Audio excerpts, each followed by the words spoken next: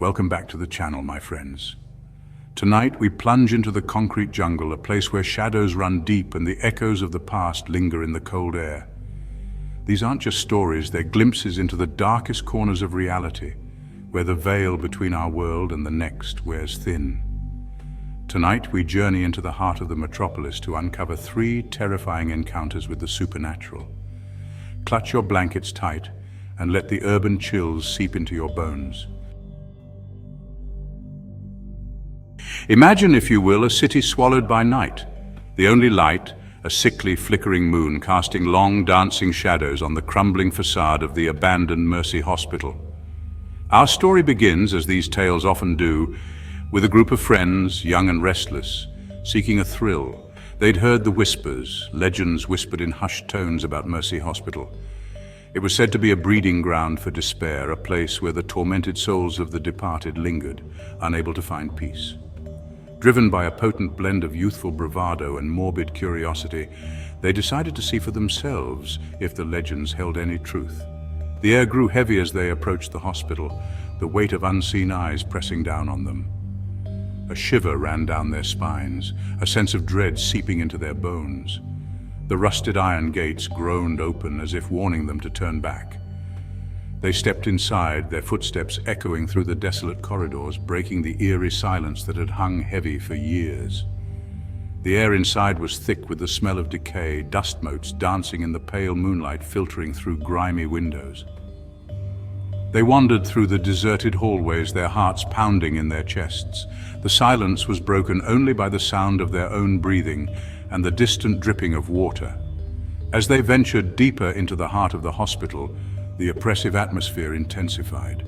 The temperature dropped, sending a chill down their spines that had nothing to do with the night air.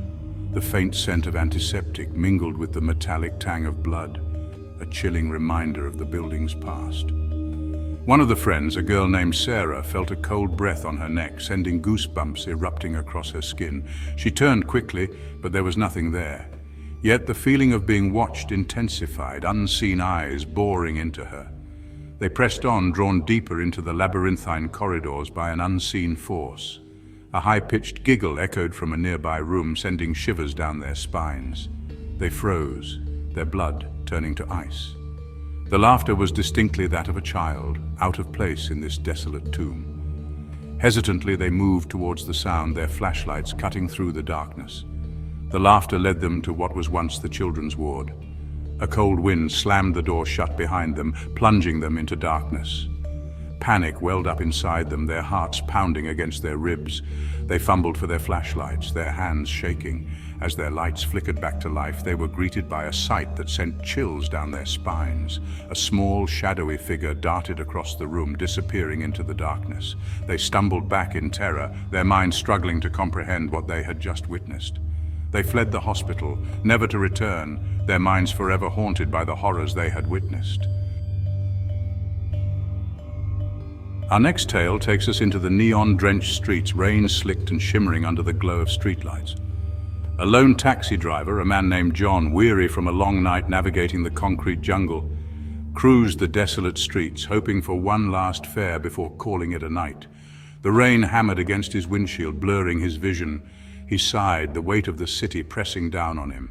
Suddenly, a figure emerged from the shadows, their form obscured by the downpour. John hesitated, a knot of unease forming in his stomach. He had a bad feeling about this, but times were tough and he couldn't afford to be picky. He pulled over, the yellow glow of his taxicab illuminating the figure. It was a woman, her face hidden beneath a wide-brimmed hat. She was dressed in a long, dark coat, her attire strangely out of place in the summer rain. She got in without a word, her silence amplifying John's unease. "Where to?" he asked, his voice tight with apprehension. The woman remained silent for a moment, her head tilted down, as if in deep thought. Then in a voice barely a whisper, she gave him an address. It was an address John knew well, a rundown apartment building on the outskirts of the city. He had taken fares there before, always with a sense of unease. The building had a reputation, a place where people went to disappear. He tried to make small talk, to break the oppressive silence that had settled in the cab, but the woman offered nothing in return. Her silence was unnerving, her presence heavy as if she were carrying an invisible weight. John's apprehension grew with each passing mile. The rain intensified, the rhythmic drumming on the roof of the cab doing little to ease his growing anxiety. The streetlights seemed to flicker and dim as they approached the address, plunging them into an unsettling darkness. They finally arrived at the building, a looming shadow against the storm-tossed sky. "Here you go, ma'am," John said, trying to sound cheerful, but his voice came out strained. The woman remained silent, her head still bowed. John cleared his throat, feeling a chill crawl up his spine. "That'll be $12.50, he said, his voice barely a whisper. Silence. He turned to face the back seat, his unease reaching a fever pitch. The back seat was empty. Our final journey takes us high above the city streets, to a gleaming high-rise apartment building, a symbol of urban success. Yet even within these walls of steel and glass, darkness finds a way to fester. The residents of the building had long whispered about a presence in the building, a lingering echo of a tragedy long past. It began subtly, small, unexplainable occurrences that sent shivers down their spines. Objects moved in the dead of night, misplaced, as if guided by an unseen hand. Whispers seemed to emanate from empty rooms, sending chills down the spines of those who dared to listen. But it was the elevator that seemed to be the epicenter of the unsettling events. It would often stop on floors where no one had pressed the button, its doors sliding open to reveal nothing but an empty hallway and a cold, unsettling feeling. Residents reported seeing a shadowy figure lurking in the reflection of the elevator's polished metal doors, a fleeting glimpse of something that vanished as quickly as it appeared. As the occurrences grew bolder, so too did the fear that gripped the building's residents. One resident, a young woman named Emily, began to experience the strangeness firsthand.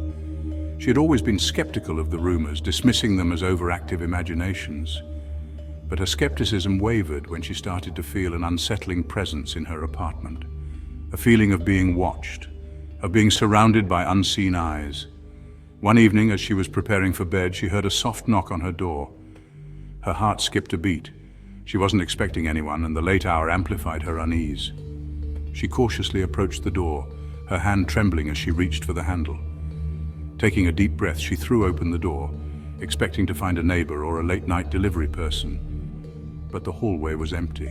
She stepped out into the hallway, her eyes scanning the shadows, but there was no one there. She was alone, or so she thought.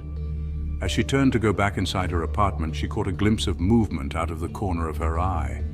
She whirled around, her heart pounding in her chest, and that's when she saw it. A shadowy figure, tall and gaunt, stood at the end of the hallway, its form flickering in and out of focus, as if it was struggling to maintain its hold on the physical realm.